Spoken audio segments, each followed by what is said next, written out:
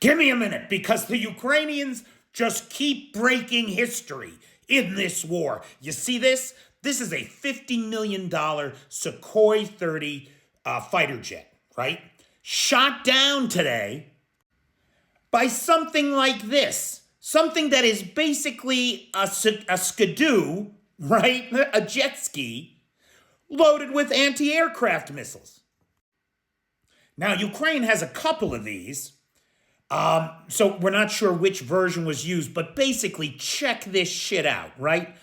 It's basically a jet ski body, and then it's got Sea Dragon missiles on it. These are short-range missiles, so the plane may be, I think, 30 kilometers. So the plane has to be within that reach, and it sure was. Look at this. Okay, now this is the view from the camera on the drone. See that green X? That little tiny white dot there is the plane. So it's not that close, right? Look how small it looks through the viewfinder. This green X, that's the targeting solution. It's trying to find and lock on this plane so that it can guide the missile right to the target. Look what happens next. The target lock is acquired. This goes red, right? You're on target. The next thing we see is the plane exploding in midair. The pilots ejected safely. It's a two-seater, this aircraft. I believe there were two pilots on board. They ejected safely and were picked up by civilian vehicles, a civilian cargo freighter. So they got out okay. They ejected safely. But holy cow, the idea that, let's say it costs $250,000, the whole system to put it together. The idea that you could have a reusable, unmanned sea drone that launches anti-aircraft missiles to destroy enemy aircraft in the air, $50 million a pop, is an amazing achievement. And to have evolved all this technology under the worst possible circumstances, the full-scale invasion of your country by a much better armed, better funded, bigger population aggressor to do all that. Now, I got to tell you, all this is incredible technology, right? But it's no good without the minds behind it.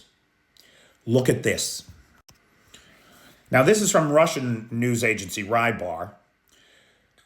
And what it claims to be is the known path of the drones and then where they intercepted the target aircraft.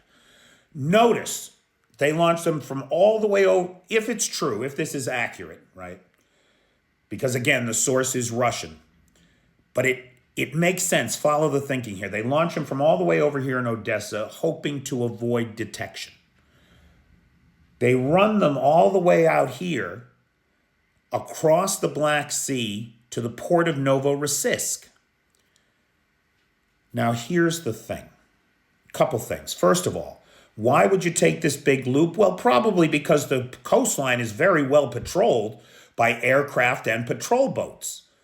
So while you might have a juicy, target-rich environment of boats and helicopters, what you don't have is the knowledge of when jets are leaving from the air bases in Crimea, all of which were just badly bombed this past week, right?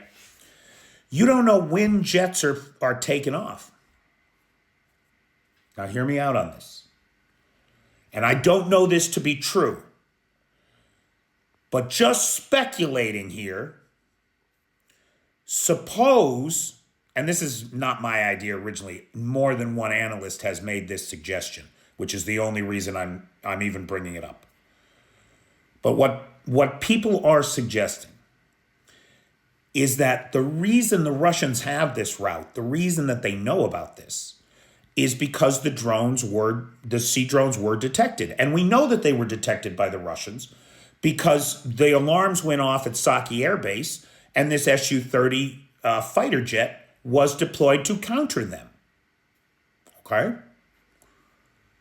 Some folks are suggesting that the whole thing was an ambush, that some decoy drones were used to trigger the alerts, and the alarms trigger the launch of the aircraft and then take it right out.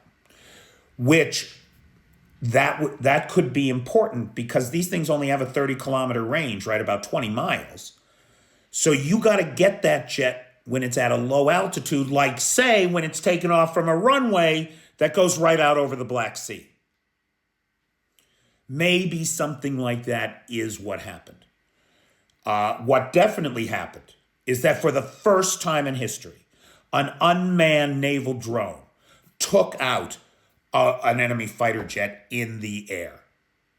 $250,000? $50 million. And 2 men's lives at stake. Again, we understand that the pilots ejected safely and were picked up by civilian sea traffic. Okay, so it's the weekend and the Ukrainians are not taking the day off.